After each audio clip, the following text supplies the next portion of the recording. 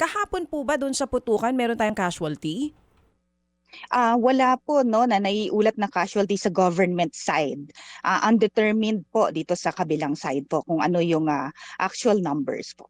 So, sa government side, kasi nga po, noong, ano ho ba ang istorya kung kailan pumasok ang gobyerno, ang Philippine Army, dito po sa pangyayaring ito, Colonel? Sir, Manong Ted, no, nung 28 October, bandang 6:38 ng umaga, nagsimula nga itong firefight dyan sa Mm-mm. barangay Tipo-Tipo proper. Mm-mm. May mga maarmadong elemento nga no, ng MILF at LLEs na nagbukas ng putok patungo dito sa Municipal Hall at sa mga tropa nga nitong ating 45th Infantry Battalion. Na actually po, nakaposisyon nito, defensive positions po tayo dito sa Tipo-Tipo National High School. No? Sinibayan nila to ng pagpapaputok dito sa Municipal Security Forces, kaya po rumespondo ang ating mga tropa para supilin po yung ganitong pangyayari.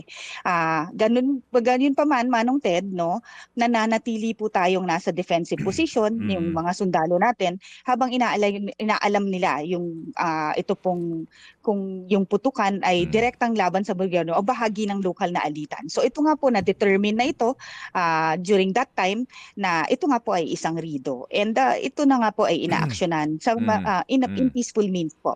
Mga kapatid, brothers and sisters, saan ka pa? Dito na tayo sa totoo. Dito na tayo sa True FM. Mga kapatid, mag-subscribe and follow po kayo sa social media accounts ng True Network PH. Yan po kami, hanapin nyo lang True Network PH, Facebook, Instagram, YouTube, TikTok, and podcast.